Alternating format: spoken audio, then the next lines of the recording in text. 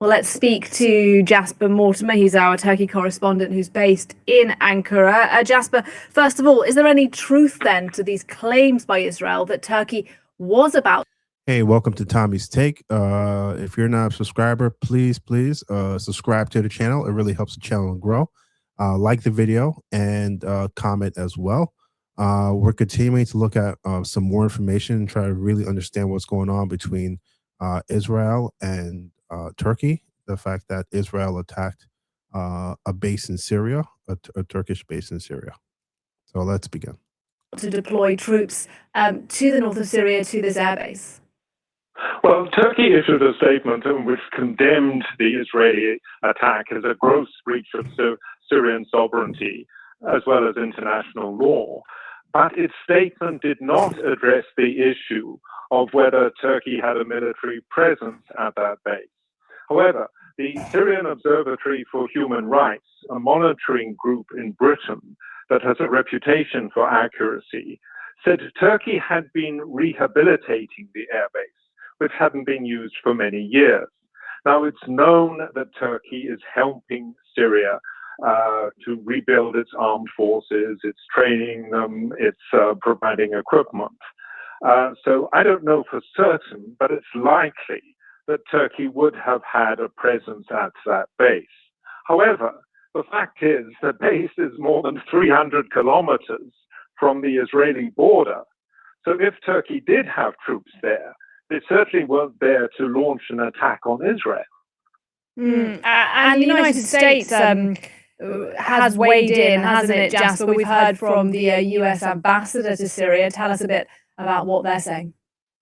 Yes, the US envoy to Turkey and Syria, Tom Barak, who is based here in Ankara, put out a statement saying the Israeli attack was, quote, an unnecessary escalation.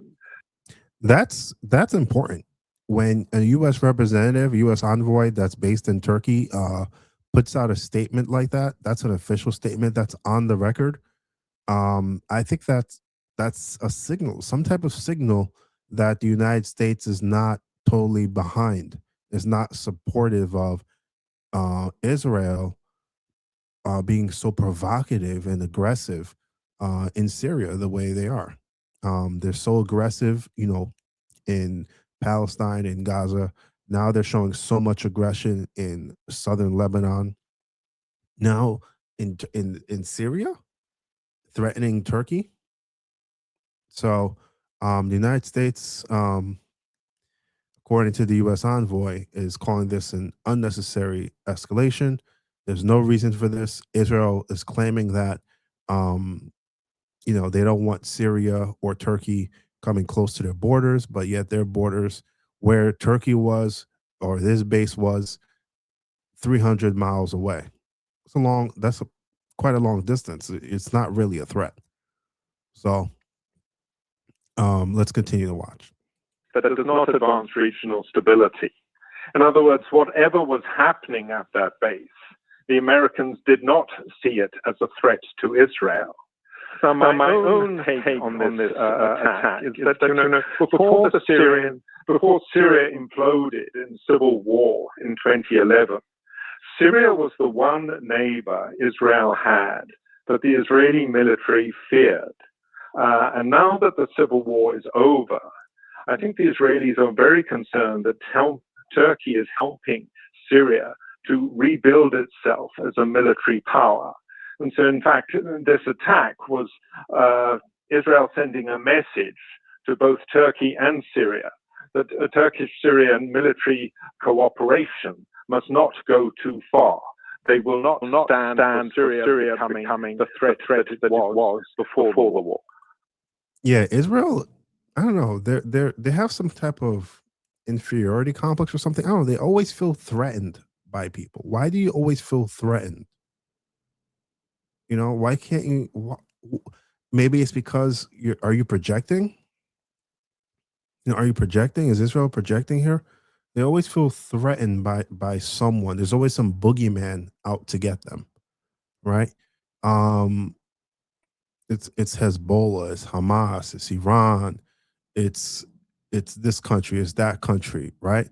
It's Syria, it's Turkey, it's ISIS, it's Al Qaeda. There's always some boogeyman out to get Israel. Um, but yet Israel is the most aggressive uh, country in the Middle East, the most destabilizing country in the Middle East. And now they are creating more destabilization in the region, attacking this base in northern Syria near the Turkish border. Um, Guys, give me your thoughts on this. Again, we did a video earlier, but this is just some more information that we're putting out there on the escalation that's taking place between Israel and Turkey. All right. Don't forget to subscribe, like, and comment. And thank you again for watching Tommy's Take. We'll see you again next time.